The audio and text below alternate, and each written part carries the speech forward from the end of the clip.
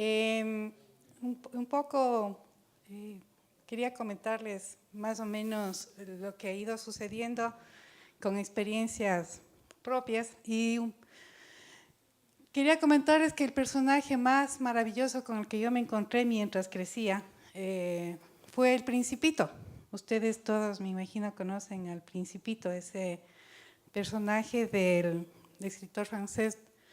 Exupéry, que habla de un niño que va visitando varios planetas y conociendo varios personajes.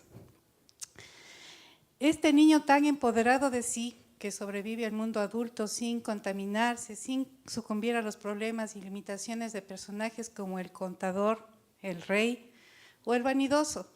que además construye un vínculo de afecto y respeto con personajes espinosos, pero infinitamente sensibles como el zorro y su rosa, y que con mucha paciencia enseña al aviador a redescubrir al niño que un día fue, pero que vive todavía dentro de sí, que permanentemente cuestiona al mundo adulto y que, como todos los niños y niñas, mira al mundo desde distintas perspectivas, busca soluciones y que nos enseña que lo esencial no es visible a los ojos sino al corazón, y que por tanto lo esencial se encuentra en las personas solo cuando las miramos realmente. Hago alusión a este personaje que es para mí un leitmotiv y un paradigma, además de lo que el mundo de la niñez y adolescencia debería ser, porque durante el proceso de diálogo sobre la educación que realizamos en la Zona 7 durante el año 2011 y que fueron validados durante el año 2012, con la participación de estudiantes, padres y madres de familia, docentes, representantes de los GATS, productores y productoras, permanentemente los y las adolescentes que participaron en el proceso pusieron de manifiesto cuán diferentes son sus percepciones con relación a las percepciones que tiene el mundo adulto, sobre todos los temas que fueron abordados. Lo inquietante además, y lo que siempre preocupa, es encontrar que las mismas preocupaciones o situaciones de violación de derechos que niños, niñas y adolescentes manifestaron durante encuentros, encuestas y diálogos que se hicieron hace 10 o 15 años atrás, siguen presentes. Temas como el maltrato, la falta de diálogo o de participación dentro de los espacios educativos, la monotonía, el aburrimiento, la falta de buena estructura, de buenas estructuras físicas, ¿no es cierto?, de herramientas para el aprendizaje, de diálogo, siguen afectando en su cotidianidad los procesos de aprendizaje. Y centro mi reflexión en los y las adolescentes, porque para quienes hacemos el movimiento ciudadano Contrato Social por la Educación, son quienes tienen que estar en el centro de los procesos de aprendizaje. Pero el resultado de los diálogos nos dejan ver cómo está de lejos esa posibilidad. Durante su desarrollo, lo que pudimos constatar es que los procesos de enseñanza-aprendizaje no han cambiado significativamente. El centro del proceso sigue siendo el adulto que enseña, dentro de espacios que no garantizan el ejercicio de derechos, que posibilitan más bien o facilitan relaciones inequitativas e incluso a veces maltratadoras. Si bien manifiestan que hay cambios, que hay docentes que con los que tienen mejores relaciones, no deja de existir aquellos tóxicos, les llaman ellos, que hacen sus clases aburridas, angustiosas o deprimentes. Por tanto, sus jornadas dentro de las aulas tienen esas características. Para los docentes, en muchos casos, las cosas están bien o no están tan mal. Para los padres y madres de familia, aunque las percepciones son más cercanas a las que tienen sus hijos e hijas, hay temas en los que coinciden con los docentes. Sin embargo, hay un tema en los que todos y todas están de acuerdo y que tiene que ver con la descontextualización de la educación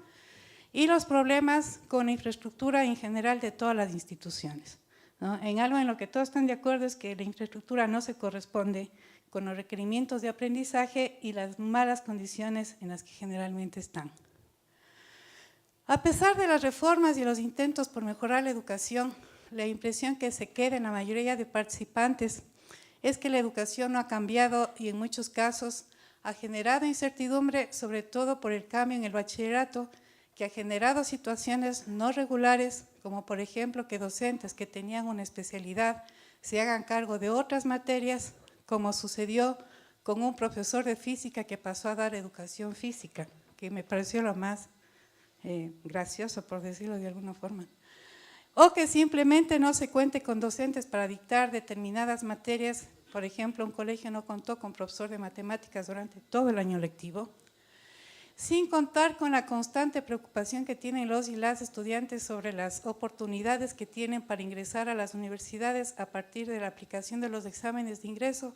para los cuales en muchos casos no se sienten preparados.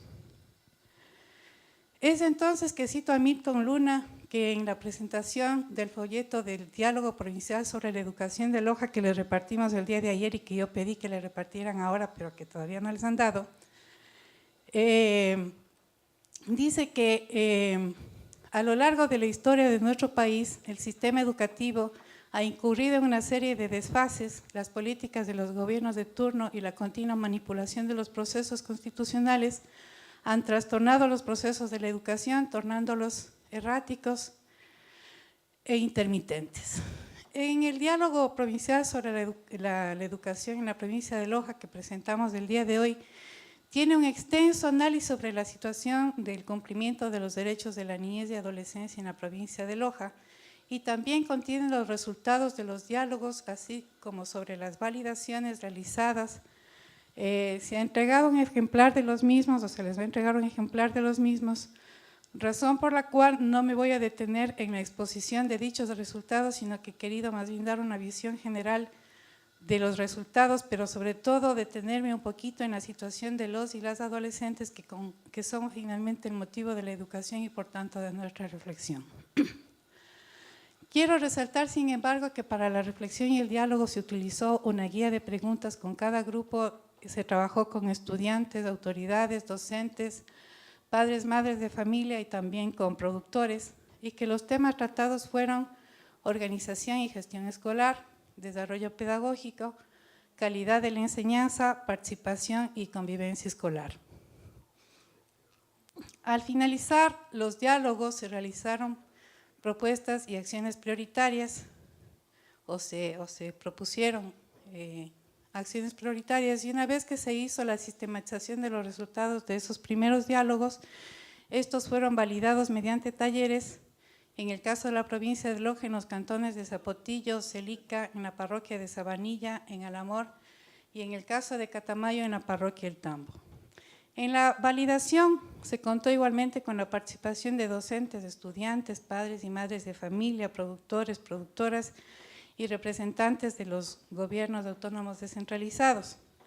Las validaciones solamente reafirmaron o aportaron con nuevos elementos sobre el tema educativo. En todo caso, estos diálogos dejan ver las debilidades y problemas que subsisten en el sistema educativo, la necesidad de mirar con mucha más objetividad las condiciones en las que se desarrollan los procesos educativos, considerar si las reformas, cambios y propuestas nuevas realmente darán como resultado una educación de calidad, pero sobre todo, si todos esos procesos están poniendo el interés superior de niños, niñas y adolescentes por encima de otros intereses y por tanto, si realmente se los está considerando el eje, el centro del proceso de enseñanza-aprendizaje. Un cuestionamiento que se hace permanentemente a la educación es la esencia que conserva de haber sido pensada como una herramienta para el control, de ser masificadora, domesticadora. Luego de la experiencia vivida no me queda ninguna duda de que esa condición no ha cambiado. La convivencia dentro de las instituciones educativas sigue siendo conflictiva, se ejerce el control a través del uso abusivo del poder, en lugar de buscar potenciar el autocontrol, el autoestima, la solución no violenta de los conflictos. En algunas instituciones existen ya manifestaciones del tan temido bullying. Parecería que el suicidio, segunda causa de muerte entre la población adolescente, no se ha convertido todavía en un motivo de alarma y de reflexión para el sistema educativo. Un tema preocupante es cuánto pesa todavía en las decisiones de los directivos y docentes de las instituciones educativas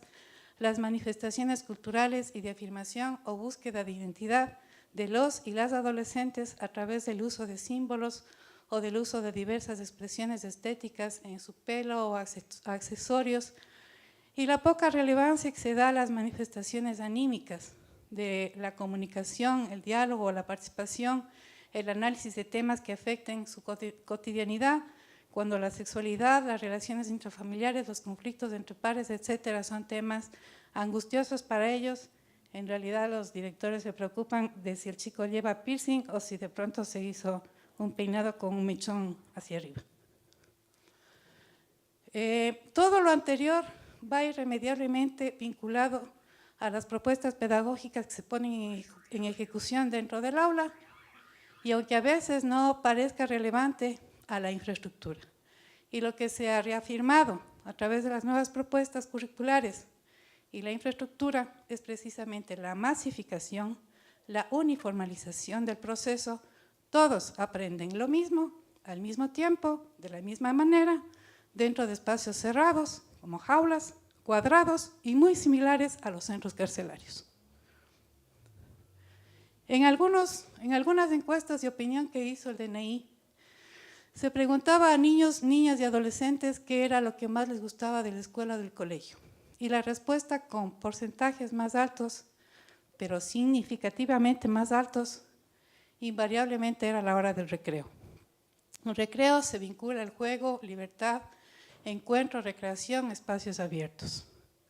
Ramiro Ávila suele decir que los derechos humanos existen